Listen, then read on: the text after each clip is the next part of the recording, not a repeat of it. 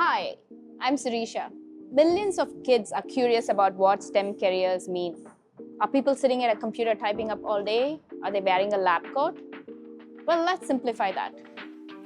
John, welcome for being on the show. Can you introduce yourself? Hi, my name is John Alejandro. I'm a marketing manager at a semiconductor facility supporting various types of ICs that go in phones, data centers, and anything that requires power. What's your thoughts on AI? I use a version at my company. It helps me with my day-to-day activities, all the way from grammar checking to seeing what's the latest in the market space and how my devices could compete in the market. So what is your day like? What was it like before AI and after AI? Let's do that. I think AI has helped me become a lot more efficient in my day-to-day activities. It helps me verify my emails, helps me do comparison tables against my competitor devices. It helps me streamline my day and makes me better at time managing my meetings and my day-to-day activities. I think what's really cool is what I have done is I've transcribed some of my meetings, and then I just copy the transcript, put it in my AI model, and it summarizes it for me. It's about 90% there, but I'm able to verify and make any changes needed. But instead of me making the meeting notes, it does it very precisely and concisely with some, human intervention that needs to be taken to make sure it's just right. So what is your job when you say you're in marketing these IC chips? Yeah. What does it exactly mean? What I do is I take the heartbeat of the market that I'm trying to enter or build products towards and see how can my company differentiate. And so what are the different types of people you interact with, and what kind of, and people, I mean, the roles that they have?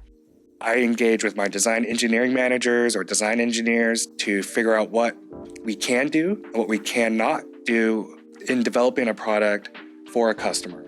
Then I work with product engineers to work on yields and how we can improve our yields, test engineers to reduce our overall test time. How do we work with my supply chain? How do we reduce wafer cost at our vendors?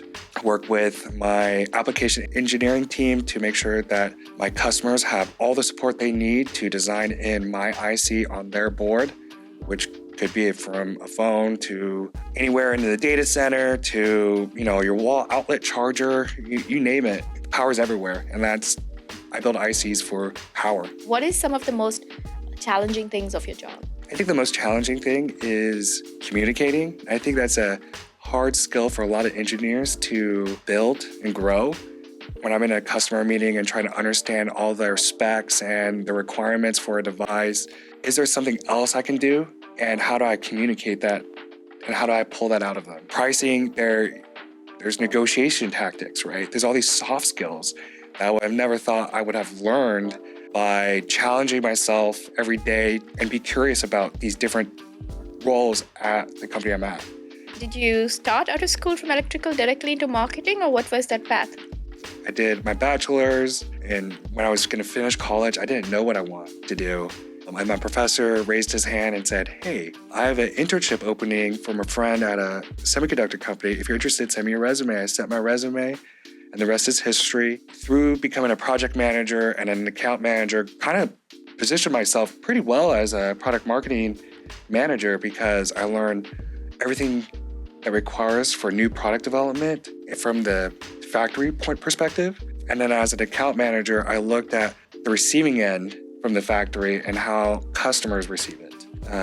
Engineer and then a marketing manager for ICs. So you learn this part of the process, you learn that part, and then you're able to integrate all of this together. Yes. To be this person. And I think that points to that a career is a journey, right, in itself. There is no destination in mind in the end. Absolutely. You're kind of learning and figuring it out, and what you thought you liked today, you may continue to like or may not like tomorrow. And I think it's like an accumulation of experiences, right? Mm-hmm. What inspirational message do you have for someone who wants to pursue STEM or is in doubt about pursuing STEM? How can you inspire them? Stay curious and always stay up to date on market trends, on what's happening. Because right now we have AI, an AI boom.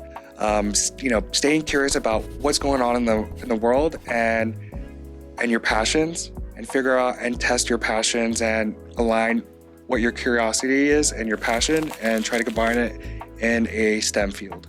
Thank you for watching. And if you're interested in learning about more STEM careers, check out the link in the description below. And maybe there is a career we haven't featured that you are interested in.